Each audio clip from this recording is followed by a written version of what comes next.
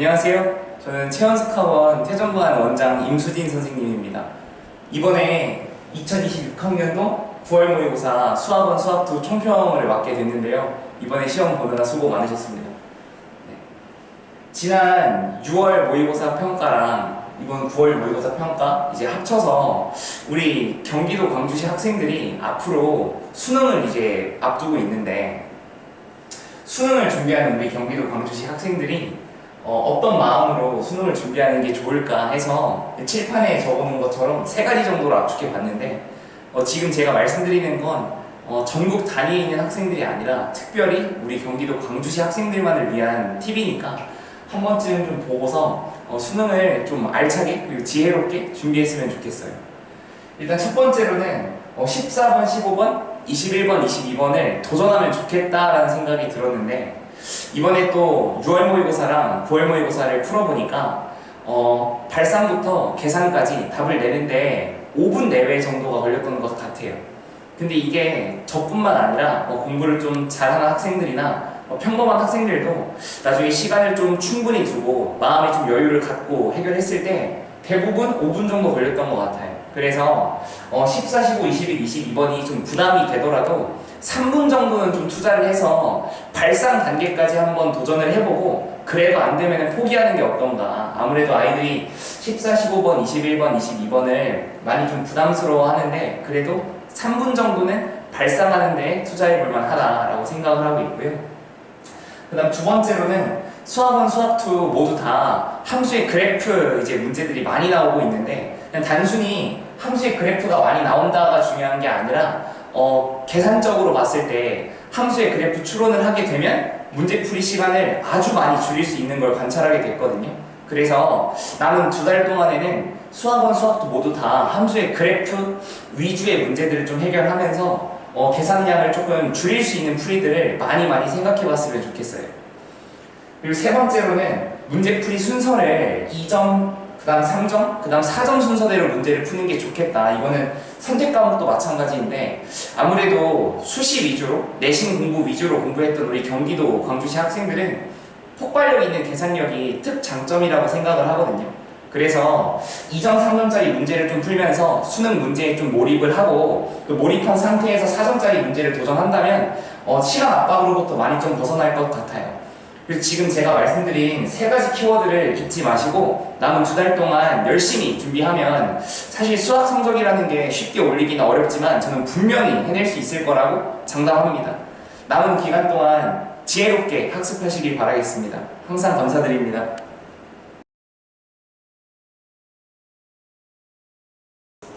안녕하세요. 2025년 9월 모의고사 확률과 통계 총평을 소개하게 된 수학과 김지원 선생님입니다.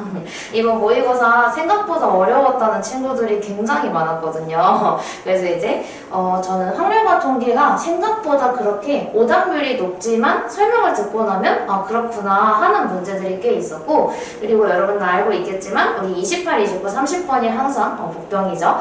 그 어려운 4점짜리 문제는 항상 경우의 수 하나, 확률 하나, 그리고 통계에서 하나 이렇게 나오는데, 오늘 선생님이랑은 요 30번 오답률 제일 높았던 문제를 같이 한번 보면서 이게 오답률이 높긴 했는데 생각보다 풀이가 그렇게 길지 않았구나 라는 거를 조금 소개를 해주려고 해요. 그래서 요거 먼저 보여주고 이후로 어떻게 모의고사 준비를 하고 어떻게 수능 준비를 하는 것이 좋을지에 대해서 소개를 하고자 합니다.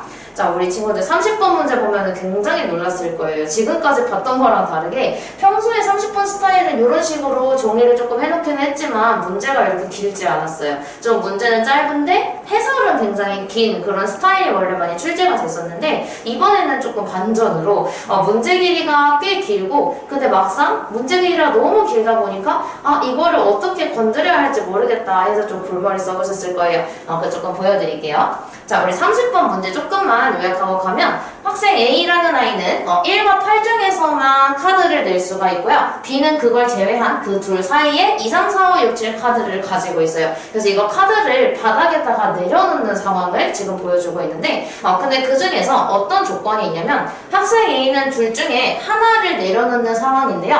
근데 8은 내려놓을 수 있지만 만약에 1이면 내려놓을 수 없어요. 그런 상황이고, 그리고 B는 어떤 숫자 N이라는 아이가 있는데, 이건 저희가 뭔지 몰라요. 뭔지 모르지만 이 n이라는 숫자보다 작거나 같으면 내려놓고 아니면은 내려놓지 않아요. 하나를 뽑았을 때. 그러면 결국은 둘 다 내려놓을 수도 있고 안 내려놓을 수도 있는 상황이어서 그거에 대해 정리를 좀 해놓은 문제입니다. 자, 그래서 밑에 있는 조건 세 가지가 있는데 우리 문제에서는 학생 A가 Q를 받을 확률이 P, B가 받을 확률을 Q라고 해서 둘이 똑같아지는 순간에 대해서 N값을 찾아야 하는 문제인 거다 보니까 여러분이 이게 N이니까 너무 어려운 문제다 라고 겁을 먹지 마시고 내가 N을 구하기 위해서 어떻게 해야 되겠어요? N에 대해서 조건을 만들어 줄 수 있어야 되겠죠? 그렇게 한번 접근을 한번 해볼게요. 자, 우선은 선생님이 정리를 조금 해놨는데 둘 다 카드를 내려놓을 때랑 한 명만 내려놓을 때랑 그리고 둘 다 내려놓지 않을 때가 있겠죠. 근데 선생님이 왜 여기까지만 적어놨겠냐면 여러분이 문제를 보고 캐치했어야 하는 부분 이거 둘 다 귤을 받을 확률을 물어보고 있구나. 근데 우리 둘 다 내려놓지 않으면 어때요? 둘 다 귤을 받지 못하죠. 그럼 그거는 고려하지 않아도 괜찮은 거예요. 그래서 우리가 결국은 조건을 3개나 줬지만 이렇게 1번 조건과 2번 조건만 따져가지고 A랑 B가 어떤 확률로 받는지를 볼 거예요. 자, 천천히 한번 해볼게요. 자, 둘 다 카드를 내려놓는 상황을 한번 생각을 해볼게요. 아까 제가 뭐라고 했냐면 A는 1을 뽑으면 내려놓지 못하고요. 8을 뽑으면 8을 그대로 내려놓을 수 있어요. 그렇다는 것은 A가 카드를 내려놓으려면 2분의 1의 확률로 8을 내려놔야 돼요. 2분의 1로 8을 내려놔야 돼요. 자, 그 다음에 B 같은 경우는 선생님 근데 이거 N 때문에 너무 식 세우기가 힘들어요 하는 친구들이 있는데 방금 제가 뭐라고 했냐면 이것보다 작거나 같으면 내려놓는다고 했죠. 그래서 B가 내려놓을 확률은 카드가 6개가 있으니까 6개 중에 한 장을 내려놓을 것이기 때문에 6분의가 될 거고요. 자, 그 다음에 만약에 이게 2라고 생각해 볼게요. 그럼 이거보다 작거나 같은 걸 뽑는다고 했으니 2였으면 2로 한 가지, 3이었으면 2, 3으로 2가지, 4였으면 2, 3, 4로 3가지잖아요. 결국은 어때요? 이 n값보다 하나 적은 숫자를 가져갈 수 있는 거라서 여기 n보다 하나 적은 n-1만큼의 개수를 제가 가져갈 수 있는 거예요. B 친구가. 그래서 우리가 이 확률로 내려놓는데 무언가를 내려놓을 거예요. 뭔지 모르겠지만. 자, 근데 우리 이 조건에서는 둘 다 내려놓으면 큰 숫자가 적힌 친구가 Q를 가져가거든요. 그럼 당연히 A가 가져가겠죠? 얘가 B가 낼 수 있는 카드보다 A가 낼 수 있는 이 8이라는 카드가 더 크기 때문에 여기에서 그러면 이게 동시에 일어나고 있으니까 2분의 1의 확률로 A가 8을 내고 그리고 B가 6분의 n-1의 확률로 어떤 카드를 내면 12분의 n-1의 확률로 A가 가져가게 돼요. Q를요. 자, 이번엔 우리가 한 명만 내려놓을 때를 볼 거예요. 자, 이번에 A가 먼저 내려놓는 거랑 B가 내려놓는 거랑 두 가지를 볼 건데 이거는 방금 전에 똑같이 했어요. 그래서 A가 2분의 1의 확률로 8을 내려놓는다 라고 했었고요. 그럼 B가 내려놓는 확률은 뭐예요? 라고 궁금해 하더라고요. 여기서 막힌 친구들이 꽤 있는데 다시 말해서 우리가 B가 6분의 n-1의 확률로 뭔가를 내려놓는다면 내려놓지 않는 건 6건의 확률이니까 1에서 빼야 되겠죠. 그래서 B가 내려놓지 않을 확률은 1에서 이 친구를 빼주면 됩니다. 이게 A가 내려놓을 때 그리고 B가 내려놓지 않을 때의 확률이에요. 근데 이 조건에서는 내려놓지 않은 학생이 Q를 받으니까 B가 받아가요. 그래서 이 확률로 B가 Q를 받아가고요. 그럼 B가 내려놓을 때에는 B가 내려놓는 거는 또 방금 했어요. 6분의 n-1의 확률로 B가 카드를 내려놔요. 그럼 A가 내려놓지 않는 건 또 2분의 1이죠. 2분의 1로 1을 뽑으면 내려놓지 않기 때문에 그럼 또 내려놓지 않은 친구가 Q를 받아간다고 했으니 이 확률로 A가 Q를 받아가게 될 겁니다. 그리고 세 번째 조건은 아까 말했다시피 Q를 받아가지 않기 때문에 볼 필요가 없었어요. 그럼 여러분이 이제 해줘야 되는 것은 그러면 A가 Q를 받아가는 건 이 경우로 받아가거나 이 경우로 받아가거나 이기 때문에 요 둘을 더해준 확률만큼 A가 Q를 가져가고요. 그리고 B는 요 확률만큼 Q를 가져가요. 근데 문제에 나와있던 조건 A가 Q를 가져갈 확률 P와 B가 Q를 가져갈 확률 Q가 똑같다라고 했으니까 요거 둘이 더한 거랑 얘랑 같다라고 놓으면 N값이 자연수로 예쁘게 나오게 될 겁니다. 그래서 여러분이 요 이후부터는 N값을 직접 구하실 거예요. 그래서 N값을 구하면은 3이 나와서 이제 확률을 계산해주면 나머지는 착착착 차근차근 풀리게 되는 그런 유형이었고 설명 듣고서 식 세우니까 생각보다 되게 별게 없다는 것을 느끼게 됐을 건데 여기서 우리 확률과 통계 이제 23번부터 30번까지 문제를 품에 있어서 여러분 어떻게 공부하시면 될 것 같냐면 우선 23번부터 26번까지는 무난하셨을 거예요. 그나마 27번을 조금 어려워할 수 있는데 이번 모의고사 보니까 23번부터 27번까지 즉 2, 3점짜리 문제들은 경우의 수, 확률 2개, 통계 2개가 출제가 되면서 기본 개념에 충실하면 충분히 풀 수 있는 문제들. 그래서 만약에 이 부분 틀린 게 있는 친구들 개념 복습을 하는 게 더 좋을 거예요. 그래서 그 관련 개념 복습하는 게 훨씬 더 도움이 많이 될 거고 28번부터 30번까지 이제 보면은 여러분이 가장 어려워하는 건 확률의 계산이에요. 생각보다 이렇게 만들어가는 과정에서 덧셈 정리도 있고 곱하는 상황도 있고 여러 가지 상황이 또 있다 보니까 이거를 경우를 나눠서 하는 것까지 고려하다 보면 여러분이 생각보다 확률의 계산 파트를 많이 어려워하고 복잡하게 느껴요. 그래서 확률 부분을 조금 더 집중적으로 공부하면 도움이 많이 될 거다라고 말씀을 드릴게요. 왜냐? 6월 모의고사도 9월 모의고사도 선생님이 지금 2번 연속으로 총평을 하면서 확률 문제를 풀었는데 생각보다 어렵지 않음을 소개를 계속 해드리고 있어요. 그래서 여러분 확률 계산 꼭 많이 연습하셔서 29번이든 30번이든 꼭 맞는 일이 생겼으면 좋겠습니다. 네, 감사합니다.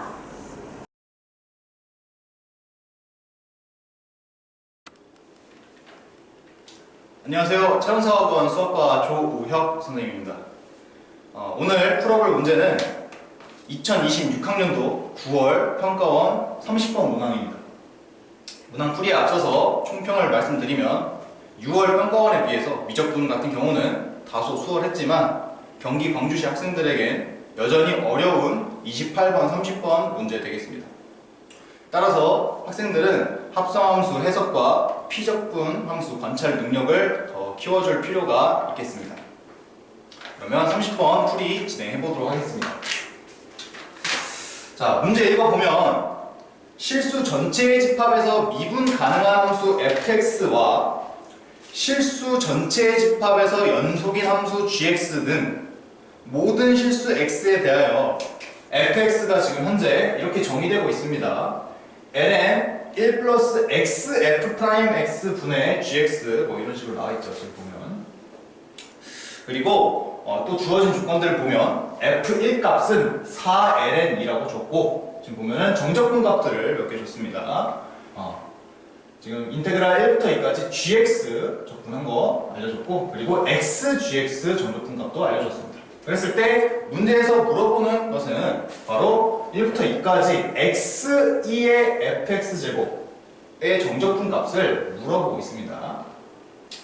자, 문제의 핵심 개념은 뭐 곱의 미분 역과정 혹은 뭐 부분적분법 무엇을 사용해도 큰 무리는 없겠습니다. 자, 우선 보면 문제에 주어져 있는 구해야 되는 이 정적분 값을 살펴보면 피적분 함수에 지금 2의 fx제곱이 이제 껴 있는데 이것을 이제 어떻게 만들 것인지 고민을 좀 해봐야 되겠습니다. 근데 지금 보면은 fx가 표현이 가능하죠. 지금 보면 ln하고 지금 밑이 2이기 때문에 우리가 2의 fx제곱은 하고 1 플러스 x f 프라임 x 분의 gx 뭐 이런 식으로 표현해 볼 수 있겠습니다. 자, 그리고 나서 우리가 활용해 볼 수 있는 조건이 바로 여기 이 정적분들이죠. 정적분. 지금 보면은 여기 gx라는 함수가 있기 때문에 이 gx를 좀 표현을 해봐야 되겠는데 여기 지금 gx가 보이죠? 지금 보면 gx? 네, gx만 딱 떼어놓고 보기 위해서 양변에 1 플러스 x f 프라임 x를 곱해줍니다. 곱해주면은 이런 식으로 표현이 되고 그리고 정적분을 한번 실행해 보도록 하겠습니다.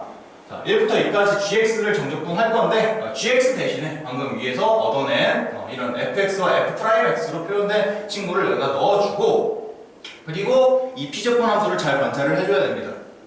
지금 보면은 2의 fx제곱 곱하기 f 프라임 x 뭐 이런 식으로 나와 있는데 얘가 뭐냐 라고 생각을 해봤을 때 2의 fx제곱을 미분하면 이렇게 나옵니다. 지금 보면은 우리 합성함수 미분 해주면 되죠. 얘들아 겉미분 해주고 속미분 해주면 되겠습니다. 네. 그리고 보면은 앞에 x가 이렇게 곱해져 있는데 x가 곱해져 있기 때문에 지금 x 곱하기 2의 fx 제곱을 미분해주면 우리 곱의 미분에 의해서 피적분함수 그대로 나온다는 것을 추론해 볼 수 있겠습니다. 자, 이를 토대로 x 곱하기 2의 fx 제곱을 이제 정적분을 실행해 주면 뭐 이런 값이 나오게 되는데 2의 f2제곱 마이너스 2의 f1제곱 이런 식으로 나오고 이 값이 지금 34라고 알려주었죠. 지금 보면. 그리고 나서 여기 잘 관찰해보면 또 여기 f1 값이 있는데 f1 값은 여기서 줬습니다. ln 16이죠. ln 16을 여기다 넣어서 16 이제 처리해주고 하면은 이제 2의 f2제곱이 25라는 값을 얻어낼 수가 있겠습니다. 자, 다음으로 두 번째 정적분값 활용해 볼 건데 역시나 마찬가지로 gx를 우리가 이미 표현을 해놨기 때문에 이 값을 그대로 여기에 대입을 해서 x만 곱해주면 되겠죠. x 곱해주면은 이제 뭐 이런 식으로 피적분함수가 형성이 되는데 마찬가지로 이 형태가 그대로 또 있습니다. 지금 보면은 2의 fx제곱 f'x 뭐 이런 식으로 나와 있는데 이 친구도 앞에 근데 지금 보면 x제곱 곱해져 있고 앞에 이런 형태도 있기 때문에 추론 충분히 가능하겠죠? 지금 보면 x제곱 2의 fx제곱을 미분하면 비슷한 형태 나오지 않을까 라고 생각을 해볼 수가 있겠고 근데 이 친구 우리 곱의 미분 해가지고 다시 한번 해보면 안 미분하면서 2 앞으로 빠져나오고 2x 2의 fx제곱 지금 보면은 얘는 근데 2가 없죠 지금 보면 그리고 이제 뒷미분 해주면은 얘는 똑같이 나옵니다. 그래서 이것만 우리가 수정을 해주면 되기 때문에 뒤에 마이너스 해주고 x 2의 fx제곱 이 친구 정적분 한번 빼주면 되겠습니다. 그 뒤에는 이제 계산이죠. 2 넣고 이제 2의 f2제곱 마이너스 1 넣어주면 여기 2의 f1제곱 해주고 근데 이 친구 이거 쓴 게 보고 나니까 얘가 이제 문제에서 물어보는 값이라는 것을 우리가 발견해 볼 수가 있겠습니다. 자, 근데 보면은 여기 2가 아까 전에 찾았던 값이 16이고 이 값도 찾았던 값이죠. 아까 위에서 25 다 알기 때문에 이제 계산만 순차적으로 진행해 주시면 되겠습니다. 그래서 최종적으로 우리가 구하고자 하는 요 값, 요 정적분 값은 바로 31이라고 이야기해 볼 수 있겠습니다. 다만 여기서 이제 무엇을 미분해야 저 피적분 함수가 나오는지 잘 발견하지 못한 학생들은 이제 여기서 얘는 발견했어야죠. 이 fx제곱을 미분하면 얘가 된다는 거. 그걸 토대로 우리가 부분적분을 실행해 주면 되겠습니다. 부분적분. 자, 부분적분을 실행해 주면은 여기서 여기까지는 이제 풀이가 똑같고 여기서 이 정적분을 실행할 때 이제 이 플러스 분리해주고 그 다음에 여기 x 2의 fx제곱 f'x 이렇게 있는데 얘를 이제 부분적분 실행해서 x 미분해주고 얘는 적분해서 이렇게 부분적분 실행해주면 되겠습니다. 밑에도 방법은 똑같기 때문에 한번 부분적분법으로도 한번 풀이해봤으면 좋겠습니다. 이후 계산은 동일합니다. 네, 이상 30번 문제 풀이 마치도록 하겠습니다. 감사합니다.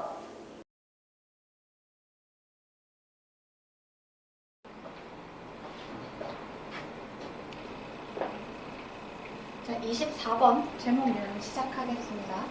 여러분 제목 같은 경우에는 항상 중심 소재랑 방향성이 들어가야 하고 그 다음에 보기 분석할 때도 마찬가지입니다. 내가 생각하는 중심 소재와 방향성이 모두 들어간 선지를 고르셔야 해요. 자, 우선은 내용 먼저 시작하겠습니다. 자, monotrace were the engine room. 굉장히 추상적인 문장으로 시작을 합니다. 수도원 자체가 하나의 엔진룸이요. 네. 근데 여기서 당황할 필요가 전혀 없죠. 왜냐면 그 다음 문장에서 they, 그들은 무엇을 제공한다라고 이야기를 하냐면 intellectual leadership, 굉장히 좋은 것, 지적인 리더십을 제공한다고. 그럼 여기서 우리가 알 수 있는 것은 무엇일까요? 수도원 자체가 긍정적인 것을 제공합니다라는 것을 볼 수 있어. 단순히 교회뿐만 아니라 이들은 정부 그리고 더 나아가서 무슨 경제 그리고 문화, 농업 발전까지도 긍정적인 영향을 끼쳤다라고 나옵니다. 자, 그다음 세 번째 문장이에요. They did all this. 그래서 이들이 이것을 어떻게 해냈냐면 while observing self-imposed isolation. observe가 여기에서는 관찰하다가 아니라 준수하다, 지키다 라는 뜻으로 쓰여요. 자, 수도원이 긍정적인 것을 어떤 식으로 제공을 했냐면 스스로에게 부과한 고립을 지키면서 제공을 했대. 괜찮을까요? 자, 도입부에서 알 수 있는 정보를 조합해보자면 수도원은 긍정적인 것을 제공합니다. 무엇을 통해서요? 고립을 통해서. 괜찮을까? 자, 그래서 앞에 도입부에서 우리가 알 수 있는 건 사회의 기여를 수도원에서는 고립을 지킴으로써 했다라고 나와요. 자, 그 다음 문장에서도 추가적인 설명이 이어갑니다. 수도원 자체가 기능을 하도록 의도가 됐는데 어떤 기능을 하도록 의도가 되냐면 역시 세상과 애초에 단절되도록 세상과 떨어져 있는 장소로서 의도가 되었고 그 덕분에 수도생들은 본인들의 삶을 어디에 헌신할 수 있었다? 기도, 그리고 연구, 종교적인 부분에 헌신할 수 있었다라고 나오게 됩니다. 자, 여기까지 봐도 지금 사회적 기여와 고립이 반복되고 있음을 눈치챌 수 있죠. 자, 그 다음에 사람들의 믿음에 대한 진술이 있어서 여기 부분 볼게요. 자, both those. 이것을 따르는 사람들, 그러니까 수도승의 사람들과 그리고 그 밖에 있는 사람들 모두가 무엇을 믿냐면 애초에 수도적인 삶 자체가 무엇을 이끈다? 사회적으로 큰 공헌을 한다 라고 믿고 그뿐만 아니라 무엇이 만들어내는 희생? 수도승들이 그들 스스로 일반적인 인간의 삶과의 컨택에서 벗어나게 만드는 그 자체가 또 무엇으로서 기능을 한다? 구원과 본인 스스로의 참회로서 역할을 한다 라고도 이야기를 합니다. 자, 그래서 일단 색깔펜으로 선생님이 좀 반복적인 구조를 찾아볼게요. 일단 수도원은 지적인 리더십을 보여줍니다. 게다가 이것은 발전이라는 것을 우리가 볼 수가 있겠죠. 그 다음 문장에서 우리가 또 찾아낸 것은 결국 이러한 사람들이 수도원의 삶과 그 수도승들의 생활이 사회적으로 무엇을 준다? 굉장히 이득을 준다라고 말을 합니다. 그런데 이러한 이득이 무엇을 통해서 이루어졌냐면 고립을 통해서 발생했고 그 다음 문장에서도 볼 수 있는 게 수도승들 스스로 세상으로부터 분리시켰다 라고 나오게 되죠. 그리고 이것은 고립이라는 단어가 부정적으로 쓰인 게 아니라 긍정적으로 쓰인 것을 밑에서 볼 수 있습니다. 이해됐죠? 자, 결국 이 글은 수도원은 고립을 통해서 사회에 기여를 했다라는 것을 보여주는 글이 있고 우리는 이것을 바탕으로 보기를 분석해 보겠습니다.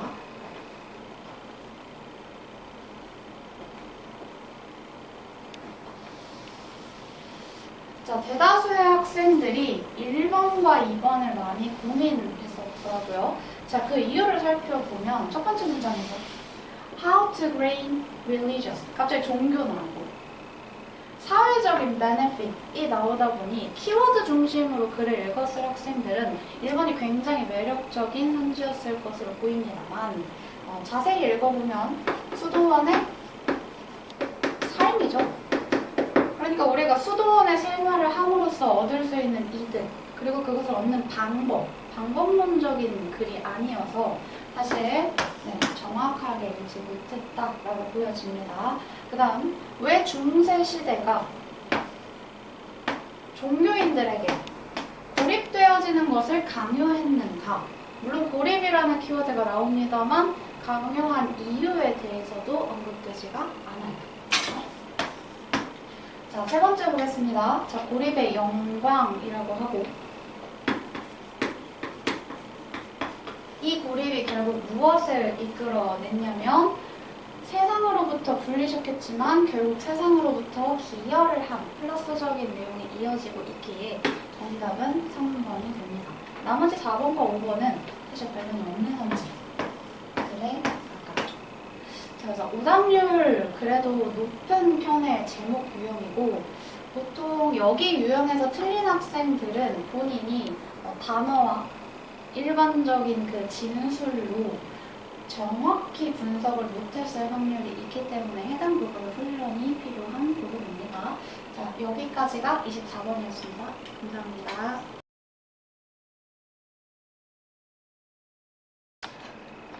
안녕하십니까. 치원수학학원 영어과 이창훈이라고 합니다. 오늘은 이번에 치웠던 9월 모의고사 30분 문제 같이 한번 분석해 보도록 하겠습니다. 전략은 두 가지입니다. 첫 번째, 30분 문제. 선지마다 강약을 달리해야 됩니다. 두 번째, 화제와 속성을 파악하면 이 문제를, 이 지문을 완전히 이해하기보다는 화제와 속성을 판단해서 문제를 보면 훨씬 더 문제가 잘 풀린다는 점 오늘 좀 보여드리겠습니다. 오케이. 선지의 정답률 30번 문제는 선지 4번, 5번, 3번 순으로 강약을 조절해서 판단을 해주시는 게 가장 좋은데요. 한번 살펴보겠습니다. 25년도 정답입니다. 30번 보시면 4번 되어 있고요. 다음 24년도 30번 보면 4번 되어 있습니다. 그리고 23년도 30번 문제 정답 5번입니다. 예외적인 사례가 있었는데 22년도 30번 문제 정답 3번입니다. 그리고 21년도 30번 5번이었습니다. 기출문제가 증명하듯이 1, 2번은 답을 되는 경우가 굉장히 드무니 강도를 좀 약하게 읽어주시고 우선적으로 4번, 5번 그 이후에 3번을 판단해 주시면 문제 정답률을 좀 더 높일 수 있다. 라는 점 좀 참고하셔가지고 문제를 풀면 좋고요. 두 번째 전략입니다. 두 번째 전략은 화제와 속성을 파악해라. 비단 이게 이제 제목 문제나 주제 문제만 적용되는 것이 아니라 30번 문제에서도 적용해서 풀 수 있더라. 그러면 화제랑 속성이란 무엇인가? 이것도 한번 간단하게 판단하고 살펴보겠습니다. 첫 번째, 화제는 무엇이 어떠어떠하다라는 겁니다. 얘기해 보겠습니다. 영어는 주어와 동사가 나오는데 무엇이 어떠어떠하다라고 글을 서술되게 됩니다. 이 글을 보겠습니다. Dogs are loyal animals라고 되어 있는데 문두의 맨 앞에 있는 이 dogs가 이 글에 이 문장의 주어라고 보여지고 그리고 이 주어가 이 문장의 화제가 됩니다. 여기 apples are red, apples are delicious, apples are horrible. 여기서는 어떤 것이 주제이냐, 어떤 것이 화제이냐 앞에 문두에 나와 있는 apple이라고 볼 수 있겠죠. 두 번째, 화제는 반복됩니다. 화제는 이 어떤 글을 쓸 때 키워드를 제시하고 이에 대한 끊임없는 반복을 하게 되고요. 여기 보시면 언어학자 반 다이크가 쓴 글에서 화제 담아인 언급 대상은 지시체에 대한 반복 지시 표현이다. 즉 반복이란 의미죠. 세 번째, 속성은 화제 이후에 나오는 그 속성은 기술과 평가입니다. 여기 보시면 화제, 애플이 제시되어 있는데 그 뒤에 이것이 어떠어떠하다, 어떠어떠하다, 어떠어떠하다 라고 화자는 글을 쓰는 작가는 늘 평가를 하게 됩니다. 여기 보시면 단어로 delicious라는 단어로 플러스를 평가하게 되고 밑에 horrific, horrible 마이너스로 평가를 하게 되죠. 또는 기술적인 어떤 긍정 부정보다도 이게 좀 더 중립적인 글을 쓸 때는 여러 가지 단어들을 사용해서 이러한 사실이 매우 이러이러하다 굉장히 중립적으로 글을 서술할 수가 있습니다. 그럼 이러한 평가, 긍부정, 중립은 이러한 단어에서 나타납니다. 그래서 이 단어의 어떤 꿀말을 잘 파악해 주시고 글을 읽어주시면 문제가 굉장히 쉽게 풀릴 수 있습니다. 그래서 전략 2번 다시 정리하자면 화제와 속성을 잡고 완전한 이해보다는 화제 잡고 속성의 꿀말을 파악해 주시면 문제가 굉장히 쉽게 풀리는 문제였다. 30분 문제 올해 굉장히 생각보다 쉽게 나오는데 이 형식을 잘 알았다면 굉장히 쉽게 풀렸을 것 같습니다. 네, 문제 분석 들어가겠습니다. 문제에 보시면 What is soft path river engineering? 제가 이 문장을 처음 보고 이게 뭐지? 라는 의문이 들었는데 저도 잘 모릅니다. 하지만 여기서 작가는 나 여기에 대해서 이 어색한, 이 어려운, 이 난해한 어떤 글을 쓸 거야. 이게 화제는 soft path river engineering이야 라고 지금 맨 처음에 문도에 제시하고 시작하니 이게 화제일 수 있겠구나 라고 예측이 가능하고요. 여기 두 번째 보시면 두 번째 이제 세부적인 분석을 들어갈 텐데 맨 처음에 어떻게 글을 시작하냐면 Suppose a tree fall across a path, footpath라고 대하면서 어떻게 그 나무가 떨어지면 어떻게 사람들이 대응하는지에 대해서 각각 주어 각 네 종류의 반응이 드러나게 됩니다. 사실 근데 여기서는 좀 약하게 읽어주셔도 될 것 같아요. 아까 언급했듯이 1번, 2번은 답이 나오는 경우가 되게 드물기 때문에 그래서 다시 문장 전체를 한번 이 문제 전체를 한번 살펴보시면 다시 주어를 한번 잡아보겠습니다. 근데 아까 말씀드렸다시피 화제는 soft river engineering과 관련된 거니까 계속 이 키워드가 반복이 됩니다. 그래서 여기 보시면 이 기점으로 해서 여기에도 반복되고 있고, 여기에도 반복되고 있고, 여기에도 반복되고 있습니다. 그래서 여기 뒤에 이제 속성을 파악하면 문제가 굉장히 잘 풀리게 되는데 여기 뒤에 보시면요. 네. 화제 뒤에 유니크 어드밴티지라고 굉장히 긍정적인 부분이 나와 있고요. 그 다음에 여기 주어 뒤에 accept 수용한다라는 것은 뭐 부정적인 의미가 전혀 아니라 어떻게 이 차이성을 굉장히 잘 수용한다라는 의미여서 마이너스가 아니고, 그리고 맨 마지막에 이 5번 뒤에도 다시 이 화제가 반복되는데 얘네들은 이렇게 그 생태학적인 것을 매우 중요하다라고 간주한다라고 지금 적시하고 있습니다. 보시면 전혀 뭐 마이너스 같은 요소 하나도 없고요. 대신에 여기와 대조하는 부분이 어느 부분이냐?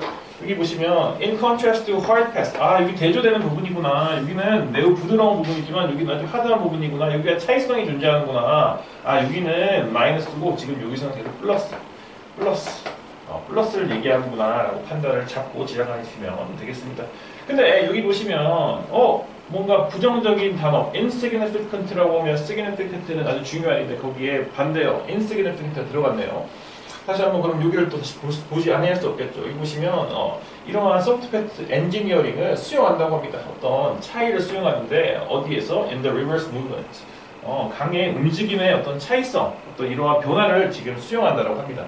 근데 여기 보시면 이것을 매우 의미가 없게 수용한다고 되어 있으니 의심이 되고, 또 그 뒤에 보시면 하지만 이 사람들은 그게 아니구나. 이 사람들은 생태학적으로 아주 이런 요소들을 중요하게 여기니까 이것은 insignificant가 되지 않고 여기 잘못됐구나. significant는 이걸 되게 중요하게 간주하는구나 라고 파악해서 정답을 5번으로 파악하시면 되겠습니다. 사실 굉장히 제가 느끼기에는 어려운 질문입니다. 하지만 단순히 문장을 다 이해하려고 노력하기보다는 문장 구조를 잡고 화제를 잡고 거기에 대한 속성을 잡아주시면 30번 문제는 굉장히 쉽게 풀리는 문제였다. 그래서 수능에서도 30번 문제 1번, 2번보다는 아까 말씀드렸듯이 4번, 5번, 3번 중에 강약을 잡고 그 다음 두 번째 화제와 속성 뒤에 이게 플러스인지 마이너스인지를 파악하시면 문제가 매우 쉽게 풀릴 것 같습니다. 네, 늘 파이팅 하시고 이상 분석 마치겠습니다. 감사합니다.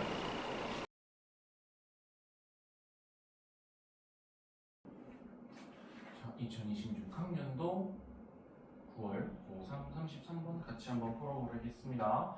EBS로 확인해보니 오답률이 1위던데 한번 어떤 것들이 어려웠는지 한번 보겠습니다. 자, 빈칸 문제이기 때문에 당연히 빈칸 먼저 해석해서 어떠한 것을 우리가 찾아야 하느냐를 파악해야 되겠는데요. 해석부터 해봅시다. 비교해었을 때 무엇과 비교했을 때? 다른 생태계와 비교했을 때 Forests are relatively diverse. 숲은 상대적으로 뭐하다? 다양하다. 그런데 이것이 should not necessarily be 반드시 항상 빈칸이어서는 안 된대요. 자, 한번 볼게요. 숲은 다른 생태계랑 비교했을 때 상대적으로 다양하긴 하지만 이것이 반드시 빈칸이 되어서는 안 된대. 자, 그러면 보기로 잠깐 내려가 볼까요? 자, grounds 근거, base 기초, reason 이유, evidence 근거, justification이니까 정당한으로 기억하고 있는 학생들도 있을 건데 정당한 이유. 네요. 자, 지금 단어의 상태를 보니까 근거, 기초, 이유, 근거, 이유네요. 그러면 대충 우리가 여기에 이유 하나만 넣고 갑시다. 자, 볼게요. 숲이 다른 생태계에 비해서 다양성이 높은 건 맞는데 그게 반드시 빈칸이어야 할 이유는 없대. 자, 그러면은 지금 대조되는 개념이 두 개가 등장합니다. 숲과 다른 생태계. 자, 그러면은 숲이 도대체 뭐가 좋아서? 다양성이 좋아서 가지고 있는 장점들 같은 것들이 나올 것 같아요. 그쵸? 얘의 특징 우리가 안 나왔지만 알 수 있습니다. 다양성이 어때? 맞아. 자, 그렇다라고 해서 빈칸일 이유는 전혀 없대. 한번 그러면은 도대체 뭐 할 이유가 전혀 없는지 한번 보도록 합시다. 자, wetlands, meadows, and grassland. 자, meadows 충분히 모를 수 있습니다. 자, 습지, 목초지, 그 다음에 초원 같은 것들은 무엇을 가지고 있습니까? 고유의 생물성을 가지고 있습니다. 마찬가지로 비록 그것이 풍부하지는 않지만 숲의 생물상만큼 자 풍부하다, 다양하다 같은 말이겠죠. 그러면은 숲의 생물상만큼 다양하지 않지만 얘네들도 고유한 녀석을 가지고 있어. 한번 볼게요. 자, wetlands라면 앞에 있으니까 그냥 wetlands로 하겠습니다. 얘가 숲이 아닌 생태계가 되겠죠. 그러면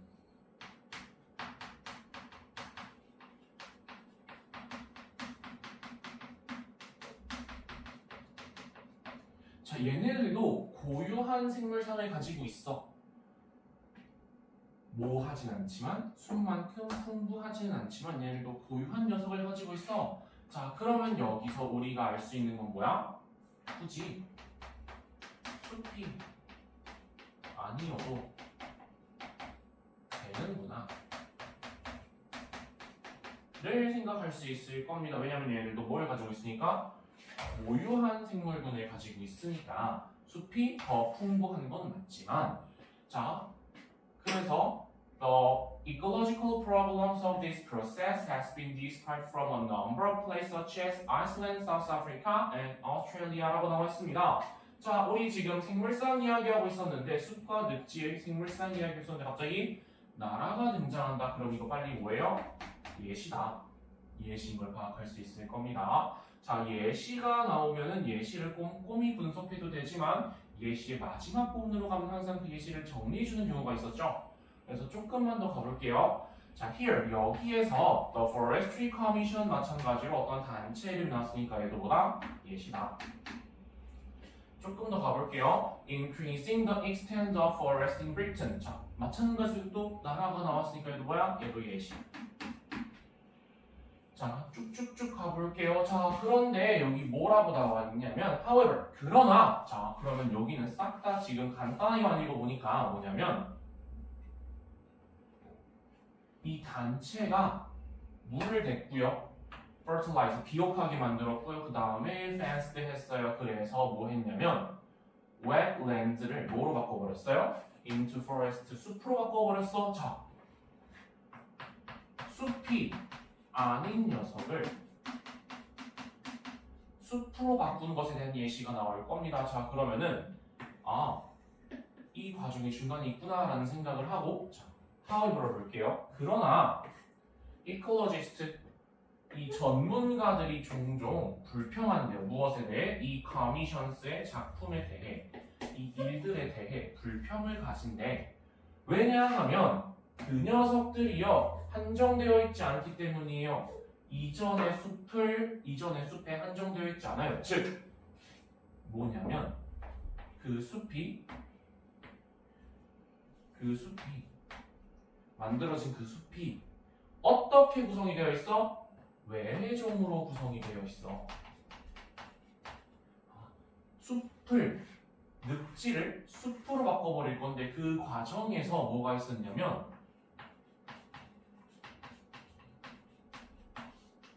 외래종을 도입해버렸네 거기서.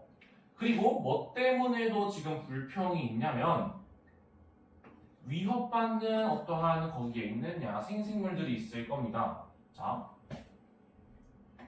그것은 무엇을 포함해요? 많은 uncommon species를 포함하고 있기 때문이래. 핵심은 뭐겠어요? 그곳에 원래 있던 야생생물들이 위협을 받는 때 외래종을 집어넣었더니 무슨 일이 발생해? 그곳에 원래 있던 야생생물들이 위협을 받는데요. 그렇다라는 건 한번 정리를 해볼게. 숲이 아닌 생태계가 굳이 숲이 아니어도 되었습니다. 그것에 대한 예시로 어떠한 단체가 숲이 아닌 곳을 숲으로 만들었었고요. 그 결과가 뭐였어? 숲으로 만드는 과정 속에서 외래종이 들어왔었다. 그래서 거기에 원래 있던 야생 생물들이 위협을 받기 시작했습니다. 자, 그러면은 숲이 아닌 곳을 숲으로 바꾸는 것이 지금 문제점이 발생했어요. 자, 그러면 다시 빈칸으로 올라가 볼게요. 늪지랑 비교를 했을 때 숲은 상대적으로 생물종이 다양해. 그렇다고 해서 빈칸해야 할 이유는 없어 라고 말을 합니다. 한번 볼게요. 숲의 확장의 가치를 조사할 근거가 안 된다? 안 되고요. A base for extending institutional aid and entire ecosystem. 자, 절대로 안 되겠죠. 뭐 때문에 안 돼요? 제도적인 거? 제도적인 내용은 없었습니다. 지금 얘는 무엇을 겨냥한 낚시용복이었어요? 여기 Forestry Commission 같은 것들이 나왔으니까 이런 것들에 대한 낚시용복이었을 거고요. 자, 이유가 될 수 없대요. For introducing exotic species, 외래종을 도입하는 것에 대한 이유가 될 수 없다. 아래쪽에 이 예시만 꽂힌 경우일 겁니다. 자, 조금 더 우리는 큰 틀을 봐야 돼요. 4번 Accepted as evidence for increasing ecological enrichment. 생태학적으로 풍부함을 증가시키는 증거가 될 수 없어. 자, 아래쪽에서 외래종을 도입해서 숲으로 만들었어요. 자, 근데 여기는 뭐라고 했냐면 생태학적인 풍부함을 증가시키는 증거래.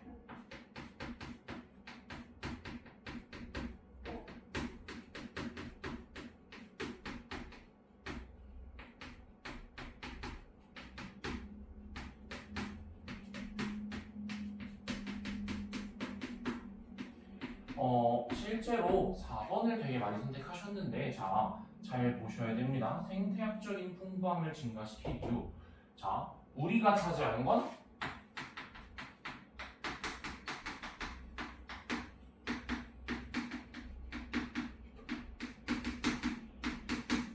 굳이 숲으로 바뀌어야 할 이유였습니다. 얘가 굳이 숲으로 바뀔 필요가 없었어. 바꿨더니 그전에 있던 고유한 야생 생물들의 생물상이 위협을 받았거든. 자, 그런데 4번은 지금 초점이 어디에 맞춰져 있어요? 풍부함으로 맞춰져 있습니다. 풍부함을 증가시킬 이유. 그래서 초점이 조금 다르게 맞춰져 있기 때문에 4번이 될 수 없겠습니다. 5번 정당한 이유가 될 수 없습니다. 숲이 아닌 녀석을 숲으로 바꾸는 것에 대한 정당한 이유가 될 수 없습니다. 우리가 찾던 거 5번에 답을 하겠습니다. 이렇게 찾으면은 33번 큰 문제 없이 풀 수 있었을 거고, 33번이 어렵던 두 가지 이유가 있습니다. 첫 번째 예시가 너무 길었어요.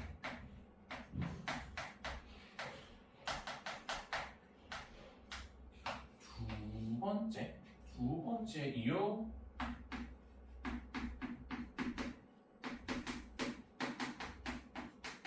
매력적인 보기가 많았습니다. 자, 근데 이 매력적인 보기 첫 번째,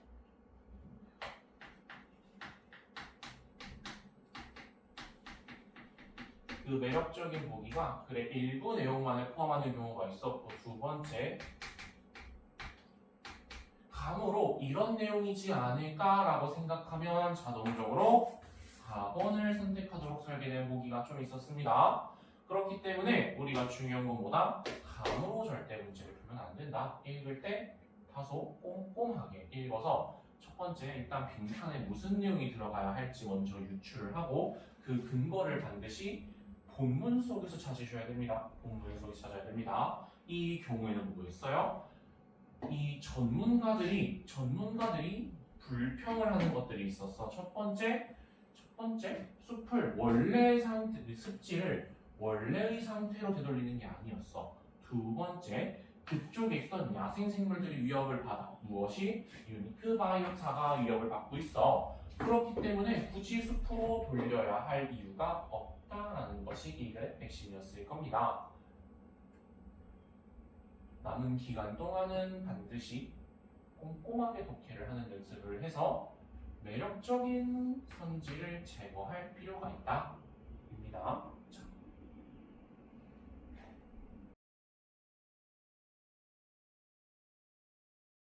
안녕하세요. 최원석학원 국어과 신규영 강사입니다. 네, 오늘은 다 같이 한번 9월 모의고사 국어 과목의 총평을 진행해 보려고 합니다. 그래서 선생님이 생각한 이번 국어는요, 이렇게라고 볼 수 있겠는데요.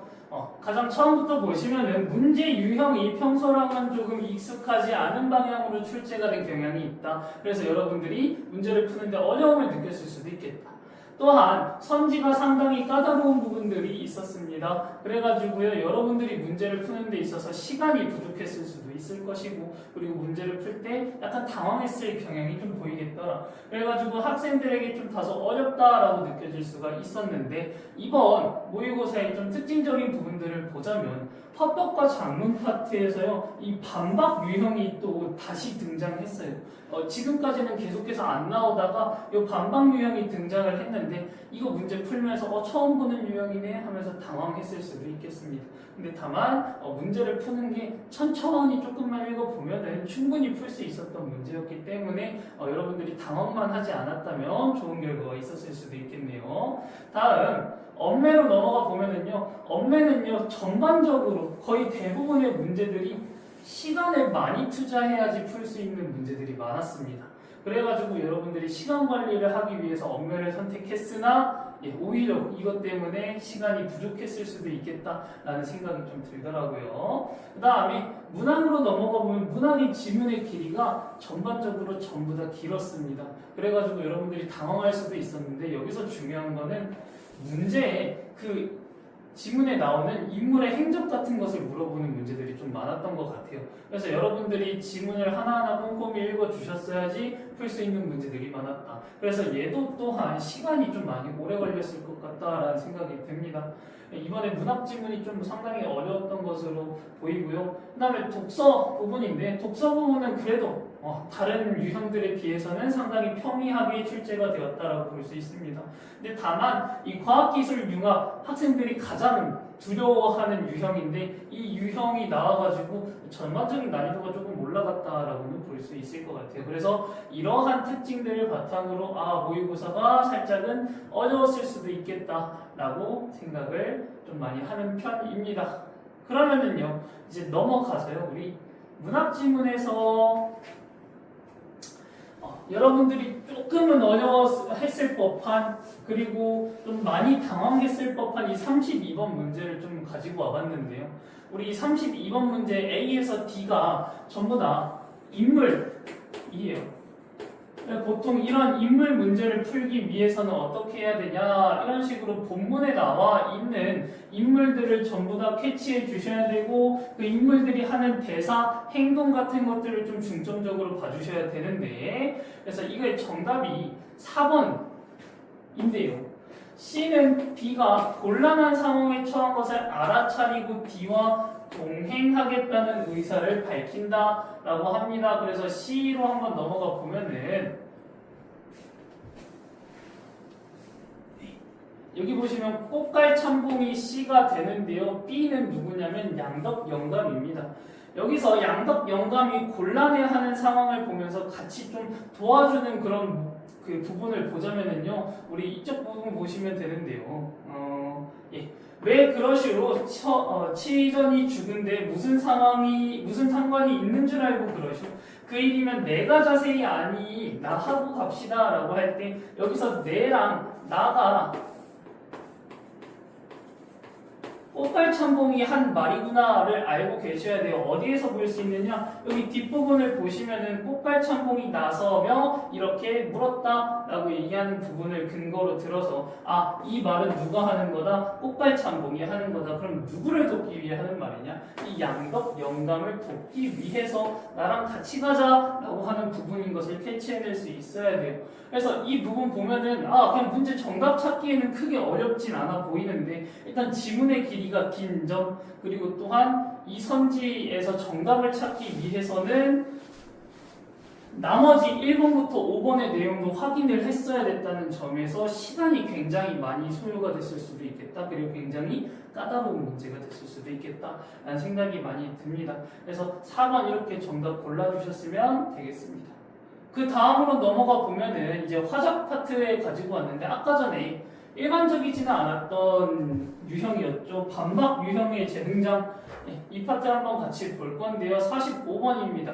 다음은 학생이 달을 읽고 수행한 학습 활동의 일부고요. A와 B를 완성한 내용으로 가장 적절한 것을 이라고 하면서 여기에 반박글이 제시가 돼요. 이 반박글이라는 거는 결국에 본문의 내용을 반박한다라는 거니까 본문에서 제시된 내용에 반대 의견이 드러나 있는 선지를 찾아주셨으면 되겠죠. 그래서 본문 내용을 짧게 가지고 와 봤는데 본문 내용 한번 보겠습니다. 그러나 범중화에 기반한 사고는 대상에 대한 이해를 뭐 할 수 있다? 제한할 수가 있겠다. 그럼 옆에다가 정리해 볼 수 있겠죠. 범중화는 뭐를 한다? 이해를 제한시킨다. 그럼 반박하는 글의 입장에서 이해를 제한시키는 것이 아니라 그 반대의 의견을 제시해 주셔야겠죠. 보시면은 범주화는 대상을 어떤 범주로 설명하는 과정에서 그 대상의 속성을 지나치게 단순화하여 고정하기 때문이래요.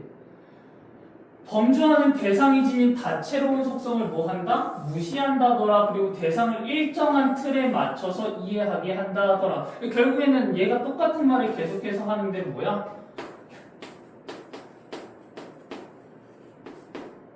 범주화는 무슨 과정이다? 단순화의 과정이다 라고만 얘기를 하기 때문에 그래서 이해를 돕는 것이 아니라 이해를 제한하는 것이다 라고 얘기하고 있는 것이 본문의 내용입니다.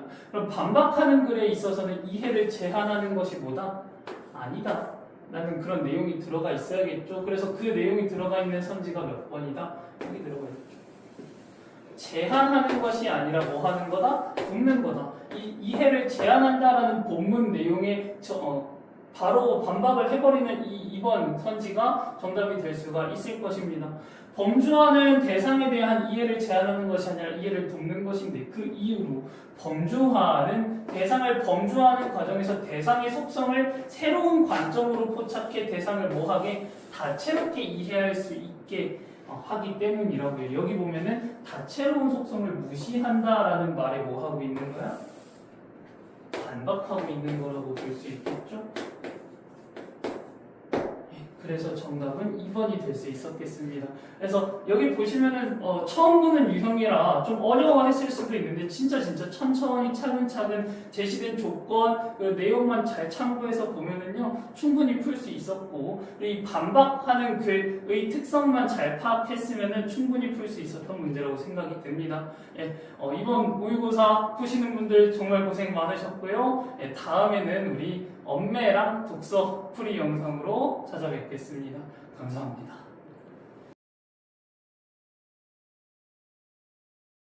안녕하세요. 최원석 학원에서 독서 그리고 언어와 매체 부분 해설을 맡은 강희입니다. 자, 저희 이번에 독서 영역에서는 다소 평이한 난도로 출제가 되기는 했으나 과학기술 지문이 워낙에 이제 학생들이 어렵게 느끼는 부분이 있고 또 특히 17번 문제 같은 경우에는 표를 여러 가지 개념을 종합해서 해석을 해줬어야 했기 때문에 조금 어렵게 느낄 수 있었을 것 같습니다. 그래서 저희 17번 문제를 바로 같이 풀어볼 건데요. 문제 보시면 적절한 것을 골라주는 3점짜리 문제였습니다. 보기 안에 내용을 잘 읽어주셔야 되는데 이런 문제 풀 때 급하게 선지부터 보는 경우 있지만 보기를 줬다는 건 반드시 읽어야 한다라는 뜻입니다. 그래서 시간이 없게 느껴지더라도 빠르게 확인을 해주셔야 됩니다.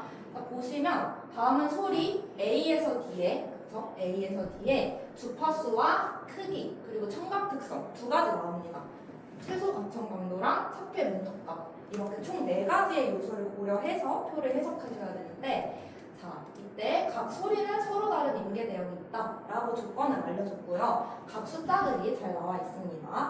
자 일단 1번 전지부터 확인해 보시면 A가 포함된 인계 대역에서는 척폐가 일어나지 않았으므로 A를 들을 수가 있다라고 얘기를 하고 있는데요. 여기에서는 척폐라는 개념을 우리가 알고 있어야 풀어줄 수가 있겠죠. 이때 4문단을 확인해 주시면 되는데 척폐란 뭐다? 큰 소리로 인해 작은 소리가 들리지 않는 현상이다. 그리고 척폐 문턱값이 우리 아까 표에서의 요소였으니까 이 부분을 고려해 주셔야 되는데 뭐냐? 차폐를 고려한 실제 청각이 감지할 수 있는 소리 크기의 최소값을 차폐 문턱값이라고 합니다. 다시 정리하자면 차폐 문턱값보다 작은 영역에서 나는 소리는 우리가 들을 수가 없다라고 생각해 주시면 됩니다. 그럼 이 정보를 아는 상태로 1번이랑 2번 선지를 동시에 해결을 할 수가 있는데요. 자, 먼저 A부터 보시면 지금 소리 크기가 30, 차폐 문턱값이 38입니다. 자, 38까지 들을 수 있는데 30에서 소리가 나면 아무래도 들을 수 없다라고 봐주셔야 되고요. 자, 2번 보겠습니다. D 보시면 되는데 여기선 D를 들을 수 없겠군이라고 얘기하고 있죠. 자, 그런데 차폐 문턱값이 6이에요. 6 이상이면 들을 수 있다는 거잖아요. 근데 55 충분히 소리가 큰 데시벨로 나와 있습니다. 그래서 얘는 D를 들을 수 있겠군으로 바꿔주셔야 돼요. 그래서 1번, 2번에서는 일단 정답이 없다라고 보시면 되고, 자, 그러면 3번 보겠습니다. 자, 3번 선지도 상당히 헷갈릴 수가 있는 요소가 있어요. 보시면 자, A와 B는 소리 크기가 같으므로, 자, 이럴 때는 직접 올라가서 확인하셔야 됩니다. 소리 크기가 30으로 같아요. 그런데 압축할 때 두 소리 크기의 같은 개수의 비트가 할당되겠군 이라고 얘기를 한단 말이죠. 근데 여기에서 만약에 헷갈렸던 친구들은 이 문단을 이제 정답의 근거로 삼았을 것 같아요. 그런데 여기에서 절대 헷갈려서는 안 되는 게 방금 선지에서 뭐라 했죠? 압축할 때 라고 얘기를 했잖아요. 이 문단은 아직 압축 전에 평범한 상태를 얘기하는 거였단 말이에요. 그래서 여기 아무리 비트라는 말 할당된다 이런 거 나와 있어도 이 문단을 근거로 삼으시면 안 되고 5문단을 봐주셨어야 됩니다. 5문단이 압축 상황에 관한 부분이었는데, 자, 밑줄 그은 부분 볼까요? 자, 소리 크기와 차폐 문턱값의 차이가 클수록 비트를 많이 할당하여 라고 조건을 알려줬습니다. 자, 사실 이 부분은 선지 보기 전에부터 이 부분 읽으면서 문제에서 나올 수 있겠다라고 생각이 드셨어야 돼요. 자, 왜냐하면 뭐뭐 할수록 많이 할당한다 이런 식으로 조건과 방향성이 나오게 되면 현지에서 무조건 물어보기 때문에 반드시 체크가 이미 되어 있는 부분이셨어야 합니다. 그래서 다시 문제로 돌아가서 A와 B는 소리 크기가 같기는 하지만 소리 크기와 차폐 문턱값을 고려해 주셔야 되는데 30, 38, 30, 20이죠. 이때 차이가 이때는 8, 이때는 10으로 나고 있습니다. 당연히 같은 개수의 비트가 할당된다고 하면 틀린 말이 되겠죠. 다음 4번 선지 한번 볼게요. 자, A와 C의 차폐 문턱값이 같으므로 가서 보니까 실제로 38으로 갔습니다. 자, 그런데 A가 포함된 임계대역의 폭과 C가 포함된 임계대역의 폭은 같겠군. 자, 이번에 오답률에서 4번을 골라서 틀린 친구들이 가장 많았다라고 하는데요. 사실상 4번은 간단한 문제입니다. 자, 왜냐?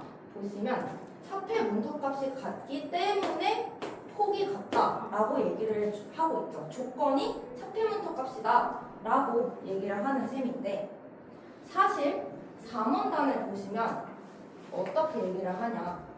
주파수에 따라 다르다. 뭐가? 아무래도 폭이 다르다라고 봐주셔야 하는 거죠. 그래서 애초에 앞에 나오는 조건이 다르기 때문에 뒤에 하나하나 생각할 필요가 없이 얘는 그냥 아니네 라고 생각을 해주셨어야 됩니다.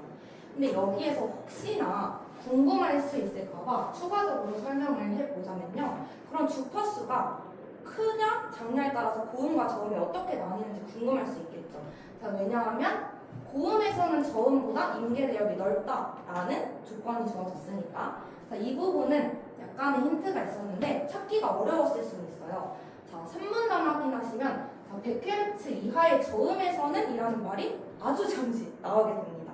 자, 그래서 요 정도의 숫자라면 저음이고 이거보다 큰 숫자는 고음이구나 라는 거를 힌트 삼아서 문제 풀어줄 수 있었고요.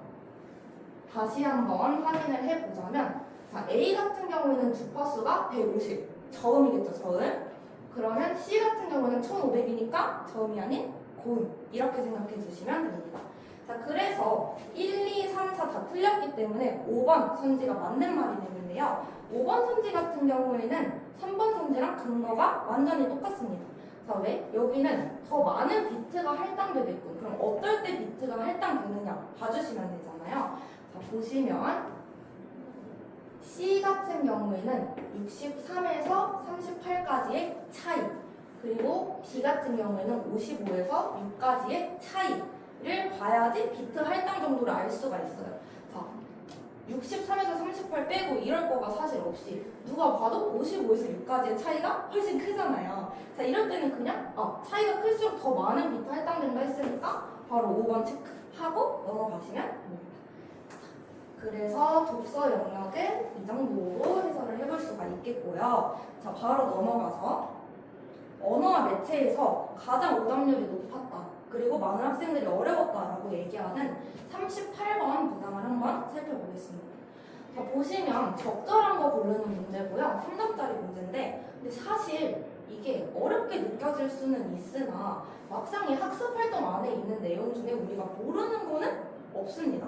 엄청나게 간단한 개념이에요. 지금 여러분 고등학교 3학년이고 언어와 매체 선택했을 정도면 이 정도 개념이 이미 알고 있었을 거란 말이죠. 자, 보겠습니다.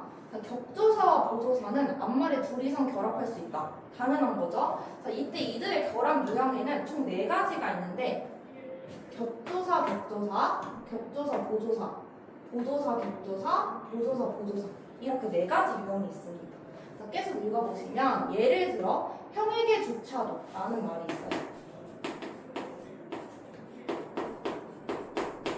자, 이 부분을 확인하시면 여기에서 조사들을 좀 구분을 해주실 수가 있겠는데, 자, 에게 같은 경우에는 격조사죠. 자, 부석격조사에 에게가 있다는 사실은 그냥 보자마자 나오셔야 되는 부분이고, 그리고 조차는 보조사, 조도 보조사, 이렇게 들어갑니다. 자, 우리 격조사와 보조사를 구분하는 게 어렵다라고 얘기하는 친구들이 있는데, 사실 격조사는 어느 정도 그 범위가 한정돼 있어요. 그래서 문제 하나하나 풀 때마다 우리가 다양한 조사들을 그때그때 보면서 암기하시는 것밖에 사실 방법이 없습니다. 자, 그래서 이런 식으로 구분을 할 수가 있게 되고, 격조사, 보조사, 보조사, 보조사, 이런 식으로 유형이 2가지 나오게 된다라고 우리한테 알려진 상황입니다. 자, 그래서 문제는 어떻게 푸셔야 되냐? 이를 고려하여 아래 문장에서 확인되는 격조사와 보조사의 결합 유형이 모두 전부 다 나타난 애를 골라주시면 돼요. 이 문제 푸는데 시간이 굉장히 많이 걸렸을 것 같습니다. 자, 왜냐하면 이 문장도 해석해야 되고 선지 5개 해석해야 되고 하다 보니까 시간적으로 다소 부족함은 있었을 수 있을 것 같은데, 그렇지만 정답은 4번인 거 골라주실 수 있습니다. 자, 확인하시면 이 부분, 그리고 이 부분이 정답의 근거가 되는데요. 자, 남한을에서 많은 보조사죠. 그리고 을은 목적격 조사니까 격조사입니다. 자, 자기 한테만은 한테랑 만으로 나눠줄 수가 있는데, 여러분 한테랑 에게는 뜻이 똑같잖아요. 당연히 부사격 조사입니다. 그래서 격조사, 그리고 만은 보조사, 이런 식으로 구분을 해줄 수가 있어요. 다시 정리하자면 보조사, 격조사가 하나 나오고 격조사, 보조사가 하나 나왔으면 좋겠다라고 문제에서 제시를 해주고 있다는 거죠. 그러면 4번 문제 보자면 일단 쉬운 부분부터 먼저 확인을 할게요. 말로서는 에서 로서는 이렇게 나눠줄 수가 있게 되고, 로서는 부사격조사니까 격조사, 그리고 는은 보조사. 그래서 여기 나오는 세트가 여기 똑같이 나오게 된다라는 걸 먼저 확인할 수 있었어야 돼요. 사실 여기까지는 대부분의 친구들이 하고 쉽게 해줬을 것 같은데, 사실 어려운 부분은 이 부분입니다. 자, 이것뿐이라면 해서 뿐이 보조사죠. 자, 사실 이 정도는 찾을 수 있었을 것 같아요. 근데 다만 약간 감추어져 있었던 게 이라면이 서술격조사의 활용형이었다라는 부분을 체크를 해주셨어야 됩니다. 자, 우리 활용할 수 있는 품사가 동사, 형용사 말고 단 하나 예외적으로 서술격조사 있었던 거 기억하시죠? 이다, 이고, 이라면, 이런 식으로 활용이 일어난 거예요. 그래서 여기에도 보조사, 격조사의 부분을 마찬가지로 하나 찾아낼 수 있었기 때문에 4번 성지가 정답이 된다라고 체크하실 수 있었을 것 같습니다. 그러면 마지막으로, 자, 앞으로의 대비사항에 관해서 이야기를 해볼게요. 자, 이번 9월 모의고사를 응시하고서 점수가 혹시라도 좀 안 좋게 나왔을 경우에 아 정말 앞으로 어떡하지? 라는 고민이 드실 수 있을 것 같은데 일단 첫 번째로는 EBS 연계교재 수특 수원을 충실히 볼 것을 좀 제안드리는 바입니다. 자, 왜냐하면 이번에 사실 연계가 체감이 많이 안 됐을 수는 있어요. 그렇지만 고전문학에서는 항상 꾸준히 연계가 되고 있고 그리고 비문학 같은 경우에는 아는 내용이기는 하다 어디서 들어는 봤다 하는 것만으로도 충분히 심리적으로 편안할 수 있거든요. 그렇기 때문에 연계 교재에서 사실 이해가 안 되는 지문은 없는 정도로 공부를 해주셨으면 좋겠습니다. 자, 그리고 두 번째가 중요한데요. 자, 시간을 재고 80분이죠. 75분 정도로 맞춰놓고 하셔야겠죠. 모의고사 응시 후에 모든 문항을 선지 분석을 해주셨으면 좋겠습니다. 자, 특히 이번에 언매 영역이 좀 어려웠다 보니까 나 앞으로 수능 보기 전까지 언어 매체 개념 공부 다시 해야지 하는 경우가 있을 수 있는데 그러지는 마시고요. 보통 이제 전통적으로 나왔던 영역이 6월 모의고사에서의 언매처럼 나올 확률이 사실 큽니다. 그래서 이번 9월 모의고사가 다소 특이하게 나왔다고 해서 언어 매체에 집중한다 이렇게 하시기보다는 모의고사를 응시하고 그 부분에 나왔던 언매 부분에 선지 분석 하나씩 해보시고 나중에 해설지 보면서 내가 분석한 거랑 해설지가 일치하는지 확인하시는 정도로도 충분할 것이다 라고 생각합니다. 자, 그리고 마지막으로 뭔가 선생님 또 뻔한 말 하네 하고 생각할 수 있는데 긍정적인 마음가짐이 사실 가장 중요합니다. 자, 이번에 9월 모의고사 망했다고 수능 안 보실 거 아니죠? 그리고 국어 1교시인데 국어 망했다고 뒷과목 안 볼 거 아니고 1번 문제 어려웠다고 45번까지 안 갈 거 아니잖아요. 자, 그렇기 때문에 문제를 풀 때 어려우면 다들 어렵겠군 이라고 생각하고 그렇지만 침착하게 간다 이렇게 생각하셔야 됩니다. 지금 이 순간에 아무것도 바꿀 수 없으면은 공부를 안 하겠죠. 아무도 모두가 1점이라도 바꿀 수 있다라고 생각하니까 공부하는 것이고 특히 이 영상까지 클릭했을 정도면 얼마나 간절한지 그 마음이 정말 느껴지는데 하실 수 있을 겁니다. 긍정적인 마음가짐 항상 하루에도 몇 번씩 할 수 있다 생각하시면 좋겠습니다. 자, 그러면 응원하는 마음으로 영상 마무리하겠습니다. 감사합니다.